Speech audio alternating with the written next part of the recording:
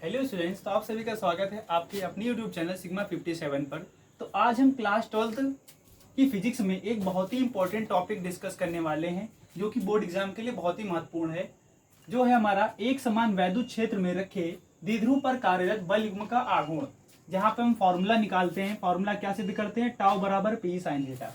क्या सिद्ध करते हैं, टाउ बराबर पी साइन थीटा। तो क्या होता है देखिए, जब किसी वैद्युत द्विध्रुव को, जब किसी, ये देखिए हमारा वैद्युत द्विध्रुव है, ए बी एक वैद्युत द्विध्रुव है। तो जब किसी वैद्युत द्विध्रुव को एक समान वैद्युत क्षेत्र में, ये हमारा एक समान वैद्युत क्षेत्र है, जब किसी द्विध्रुव ए बी द्विध्रुव को एक समान वैद्युत क्षेत्र में किसी कोण पर रखा जाता है, मान लीजिए आपको एक कोण नहीं पता है, किसी कोण पर रखा जाता है, तो इस पर उपस्थित विपरीत आवेश, इस पर उपस्थित विपरीत आवेशों पर लगने वाले बल द्विध्रुव को क्षेत्र की दिशा में संरेखित करने का प्रयत्न करते हैं। द्विध्रुव पर जो आवेश हैं विपरीत प्रकार के, इन पर लगने वाले जो बल है ना, ये जो बल होते हैं इस द्विध्रुव को वैद्युत क्षेत्र की दिशा में संरेखित करने का प्रयत्न करते हैं। इस बल को हम क्या कहते हैं, प्रत्यानयन बलयुग्म कहते हैं, जिसे हम टाउ से प्रदर्शित करते हैं। तो यही लिखेंगे हम लोग, ठीक है। तो लिख लेंगे क्या, देखिए जब किसी, चलिए लिख लेते हैं, जब किसी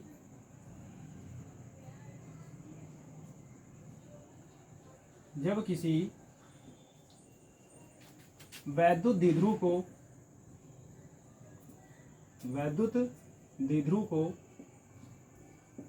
जब किसी वैद्युत द्विध्रुव को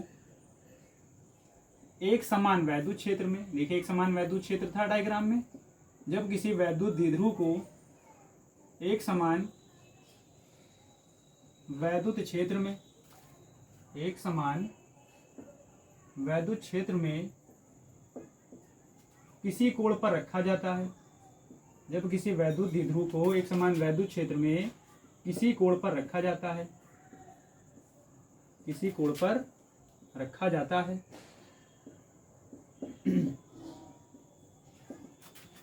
तो इस पर उपस्थित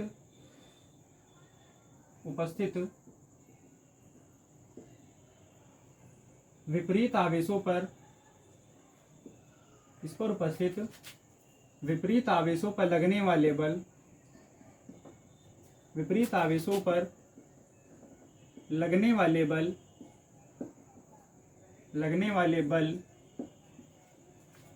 वाले बल द्विध्रुव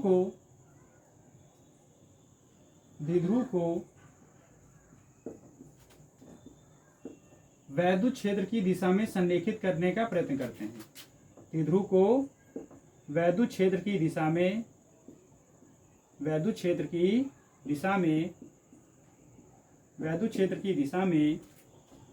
संरेखित करने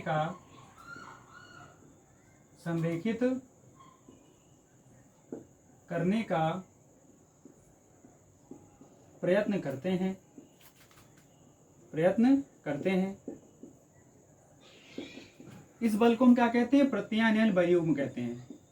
इस बल को क्या कहते हैं बेटा, हम प्रत्यानयन बलयुग्म कहते हैं। इस बल को प्रत्यानयन बलयुग्म कहते हैं, प्रत्यानयन बलयुग्म कहते हैं। क्या कहते हैं, प्रत्यानयन बलयुग्म कहते हैं। ये तो था एक थ्योरी पोर्शन, ठीक है। अब इस थ्योरी की सहायता से हम इस डायग्राम को देखेंगे और इस डायग्राम के लिए अपनी थ्योरी बनाएंगे। तो माना ए बी एक वैद्युत द्विध्रुव है, सेम इसी थ्योरी पे बनाएंगे और कुछ अलग नहीं है। माना ए बी एक वैद्युत द्विध्रुव है जिसे एक समान वैद्युत क्षेत्र ई में थीटा कोण पर रखा गया है। देखिए बिल्कुल सेम इससे ही बनने वाली है, थीटा कोण पर रखा गया है। द्विध्रुव के बीच की दूरी, द्विध्रुव में आवेशों के बीच की दूरी 12 है, ठीक है। द्विध्रुव में आवेशों के बीच की दूरी 12 है और इस पर माइनस क्यू और प्लस क्यू आवेश स्थित हैं।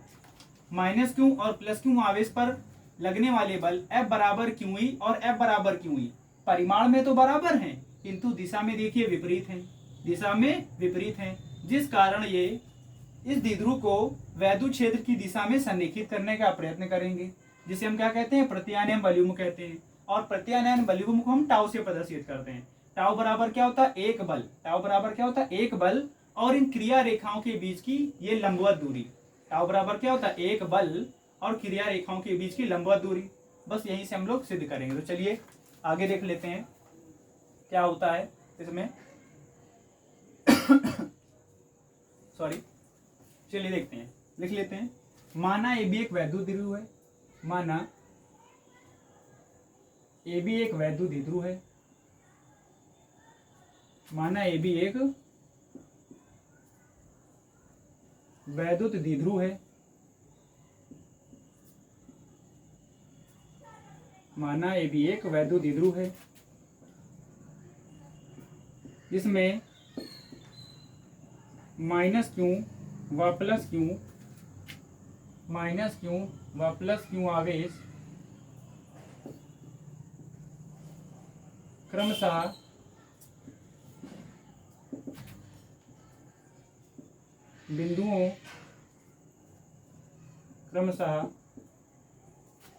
बिंदुओं ए व बी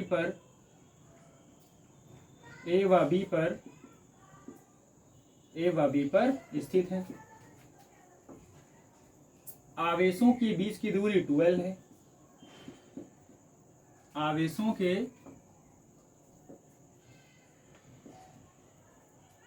बीच की दूरी 12 है। आवेशों के बीच की दूरी 12 है। इस द्विध्रुव को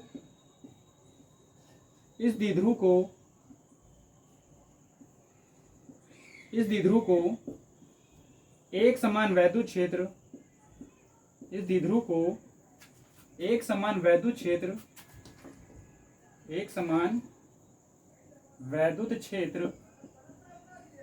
ई वेक्टर में थीटा कोण पर रखा गया है। ई वेक्टर में थीटा कोण पर रखा गया है।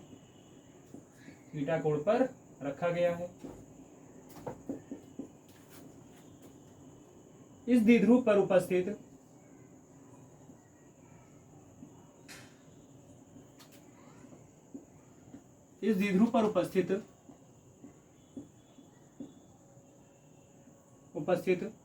विपरीत आवेशों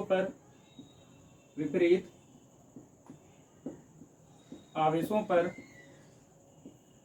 लगने वाले बल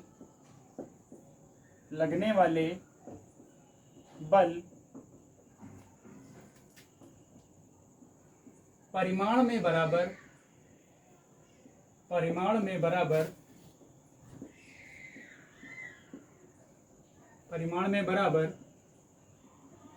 किंतु दिशा में विपरीत हैं।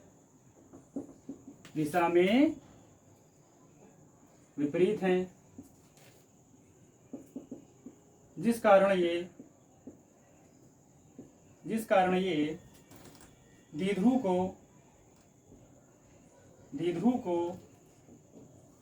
क्षेत्र ई वेक्टर की दिशा में वैद्युत क्षेत्र, देखिए अगर आपको समझ ना आ रहा हो तो मैं बोल दे रहा हूँ, लिख लीजिएगा। बाकी मैं कोशिश कर रहा हूँ कि आप लोग ऐसा लिखूं कि आप लोगों को समझ में आए। वैद्युत क्षेत्र ई वेक्टर की दिशा में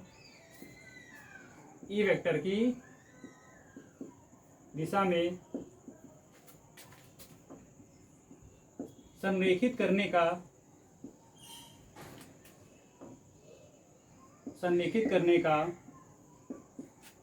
प्रयत्न करते हैं। जिस कारण इन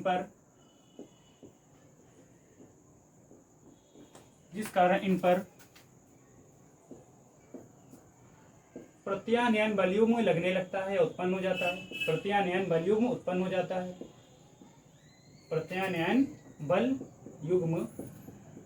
जाता है। उत्पन्न या फिर लगता है, लिख लीजिए। प्रत्यानयन बलयुग्म लगता है।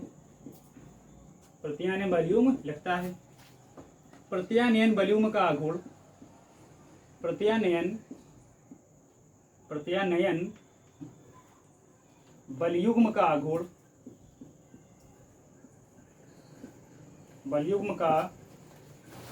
आघूर्ण प्रत्यानयन बलयुग्म का आघूर्ण जिसे टाउ से प्रदर्शित करते हैं। किससे? टाउ, इसे हम बोलते हैं टाउ। आप लोग हिंदी में लिख लीजिएगा टाउ, उल्टा जे। जिसे टाउ से प्रदर्शित करते हैं, जिसे टाउ से प्रदर्शित करते हैं, जिसे टाउ से प्रदर्शित करते हैं। देखिए एक बार और देख लेते हैं क्या है। माना ए भी एक वैद्युत द्विध्रुव, जो हमने यहाँ पे थ्योरी में लिखा है वही डायग्राम से समझेंगे। माना ए भी एक वैद्युत द्विध्रुव है जिसमें माइनस क्यू व प्लस क्यू आवेश क्रमशः बिंदुओं ए व बी पर स्थित है। तो देखिए क्रमशः बिंदुओं ए व बी पर स्थित है। आवेशों के बीच की दूरी 12 है। इस द्विध्रुव को एक समान वैद्युत क्षेत्र ई वेक्टर में थीटा कोण पर रखा गया है। इस द्विध्रुव पर उपस्थित विपरीत आवेशों पर, देखिए इसमें विपरीत आवेश हैं, तो विपरीत आवेशों पर लगने वाले बल परिमाण में बराबर किंतु दिशा में विपरीत हैं, जिस कारण ये द्विध्रुव को क्षेत्र ई वेक्टर की दिशा में संरेखित करने का प्रयत्न करते हैं। ठीक है, जिस कारण इस पर प्रत्यानयन बलयुग्म लगता है। प्रत्यानयन बलयुग्म का आघूर्ण जिसे हम क्या करते हैं, टाउ से प्रदर्शित करते हैं। किससे प्रदर्शित करते हैं? टाउ से। उम्मीद करता हूं कि आपको यहां तक समझ में आ गया होगा। आप सभी लोग इसका स्क्रीनशॉट ले लीजिए। प्रत्यानयन बलयुग्म का आघूर्ण जिसे हम किससे प्रदर्शित करते हैं? टाउ से। तो लिखेंगे क्या बताया हमने कि प्रत्यानयन बलयुग्म का आघूर्ण जिसे हम किससे प्रदर्शित करते हैं? टाउ से। तो टाउ बराबर क्या होता है? एक बल। टाउ बराबर क्या होता है? एक बल। एक बल गुणा दोनों क्रिया रेखाओं के बीच की, दोनों क्रिया रेखाओं के बीच की लंबवत दूरी। क्रिया रेखाओं के बीच की लंबवत दूरी। अब देखिए एक बल क्या है? एक बल F है, लिख लेते हैं। एक बल हमारा, मान लीजिए कोई बल F ले लेंगे। अब बीच की लंबवत दूरी क्या है? क्रिया रेखाएं हैं ये हमारी, इनके बीच की लंबवत दूरी क्या है? 12 साइन थीटा। क्या हो जाएगा? 12 साइन थीटा। अब देखिए यहाँ पे F बराबर क्या है? Q E. F बराबर क्या है? Q E. तो F की जगह हम क्या रख देंगे? क्यू ई रख देंगे। इंटू में 2L साइन थीटा।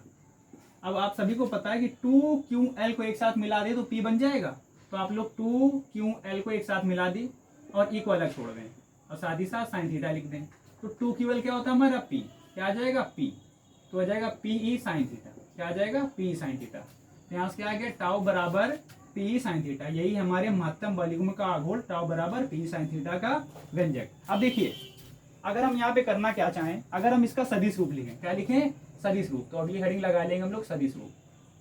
क्या लिखेंगे? सदिश रूप। तो सदिश रूप क्या होता है? देखिए सदिश रूप क्या होता है, देखिए हमें इतना पता है कि अगर किसी चीज में गुणे में साइन थीटा है तो उसको अगर हम साइन थीटा को हटाएंगे तो क्या लगता है? क्रॉस। क्या लगता है? क्रॉस।